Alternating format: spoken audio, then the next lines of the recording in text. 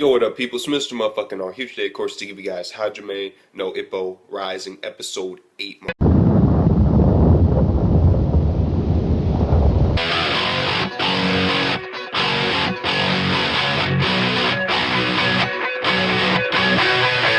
have to say this because I did state this before in previous episodes, what I believe was going on. Like, they were showing this alternative story while Ippo was training. No, it turns out that this week's episode was more of like fucking hype. Hype and fucking training, like legit, like nigga running with a tire on his back. And I got even though I enjoyed it, I gotta be like, yo man, that was a fucking training montage. Like the only thing I was missing was the you're the best around, nothing's gonna end. Fuck it. You get the drift. That's the only thing missing was the fucking music. Like that was it. But it was more long and drawn out sort of montage. But it turns out that this episode was basically about Ippo revamping or evolving his Dempsey role.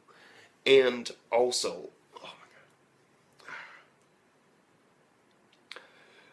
Not only does he have to do that, but he has to fuck with this motherfucker, Sauronade. Oh, this motherfucker. Or was it Sauronade? It was one of them. Fuck it. This dude, bro. This dude. He just makes this match. It's gonna be great. It's gonna be fucking epic. The fucking. Oh, I gotta say this right now. I think Hajime no Ippo Rising has the best motherfucking opening of all animes this fucking season. I gotta say, I don't know, it just gets me fucking pumped. Like, it does its job perfectly. I'm just like fucking pumped and it's like, yes. I just wanna be like, when that's just to start slowing down, I just wanna be like, yeah, just punch them shit. But the way that Hajime no Ippo is doing right now, the way that it's, at least I think how it is it's showing like boxing, which is fucking epic as shit. It's pretty good. I'm enjoying that. I'm really enjoying this fucking anime. But the thing about it is, it also shows like this emotional side to boxing. Like this dude, this Russian motherfucker, Borg, like what is it, VORG, Borg or some shit. This dude apparently gave up his boxing gloves to Ippo after they fought in the past. There's like a flashback. And now he's come back after 2 days in Japan of sleeping on the fucking ground like a homeless person. He's gonna stay with Ippo, and basically this dude is back to reclaim his gloves because he's gonna take up the title again. And apparently he was known as like the White Wolf or the White Fang. The dude lost his fangs. I mean, damn. He doesn't think he can fuck with Ippo now. He's like, man, you're fucking strong as shit. Like, I can't fuck with that. But it's interesting that this dude was reintroduced into the story. Because I'm assuming that because, and I have gotten a little idea, and that will happen at some point. I'm going to go back and I'm going to, yes, Hajime no Ippo, the original 75 episodes from the beginning, yes. I have to do it because I want to know if it was the entire story that was like this, like every fucking fight is like, yeah, just get you fucking pumped, like makes you want to knock a nigga out, I guess. But it also has that more emotional side to boxing. It's like trying to make the sport seem less brutal than a lot of people at first conception make it seem to be. But the introduction of this character, Sauronade, just shows you how brutal it actually is, like how it can be. Like, it shows the opposite side. Like Ippo, he's like the strong side of boxing. Like, I'm coming up through all this traumatic experiences and events, and I'm just carrying the world on my shoulder, and I want to prove that I'm the best. And then we got Sauronade, just wants to fucking destroy, eat the blood, flesh. He wants it. In this episode, in the very beginning, right after the fucking opening, Sauronade went apparently to his old high school for the person who took him to his very first boxing gym, and he went down to eat with him, and they're just eating steak and shit. And at first, it just starts like, you know, a normal conversation, like, yeah, I'm going for the Japanese title now. It's like, you know, you introduced me to boxing and all that, thanks. And then this dude's like, yeah, you know, it was a nice conversation. And then fucking Sauronade started going crazy, like, yes. It's like, because he started talking about his punches, and he's like, you're my lightning? Oh, you mean my counter punches? Well, yeah, they do deliver twice, but that's not why I use them. I could win a fight without them. And then he just starts going crazy. I'm like, yes. This dude's like, oh my god. Fucking Sauronade. Yes.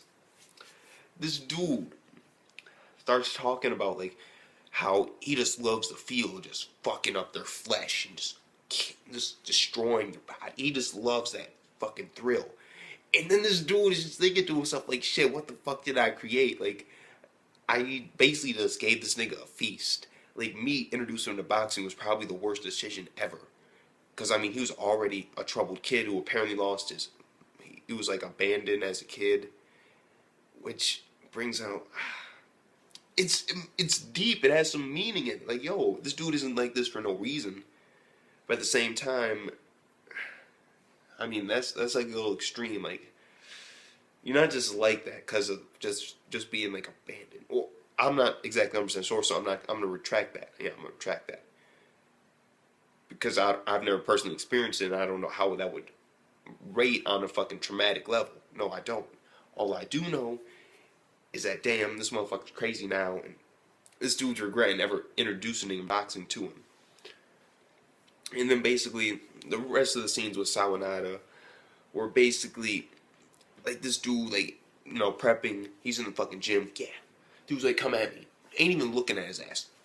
Ain't even looking. Don't even fuck.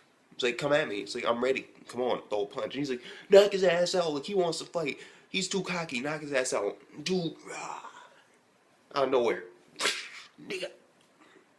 Dude legitly dies. I'm like, not like, well, actually, technically speaking, I can say legit because the actual word legit apparently, like, for instance, like, literally, I'm not bringing it up. I'm not bringing up the weird changes in the dictionary. I'm not.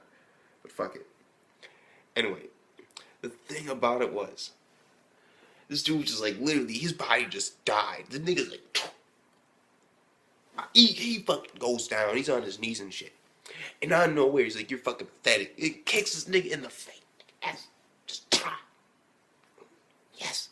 And then his coach runs in there, like, you kicked him. I'm like, oh my god. Sauronade, yes.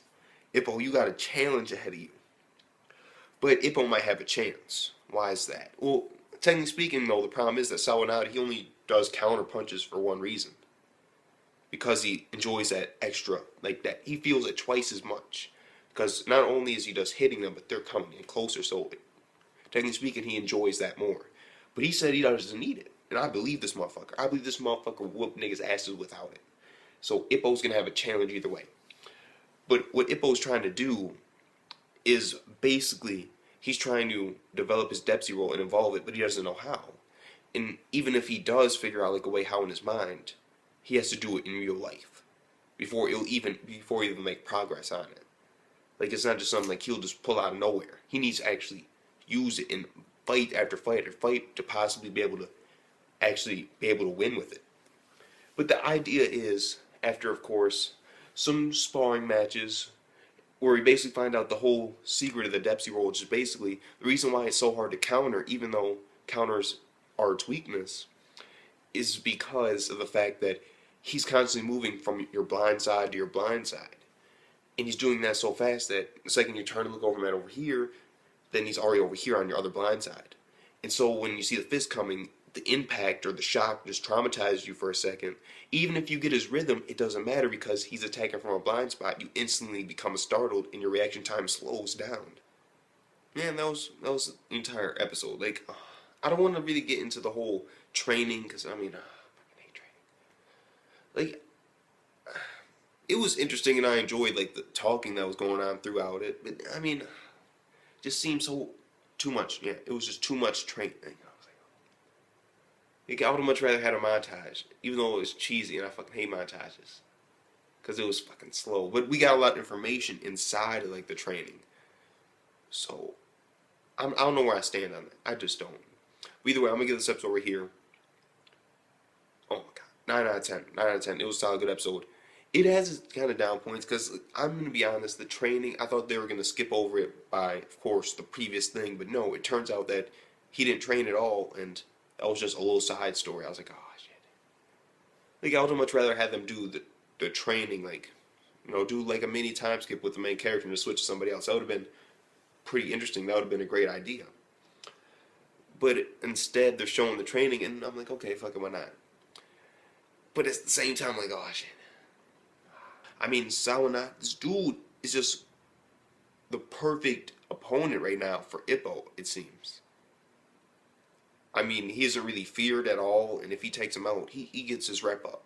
But not only that, but it's like a clash of wills and ideals about boxing itself and why you do it. And so I'm just like, wherever it's gonna go, it'll go.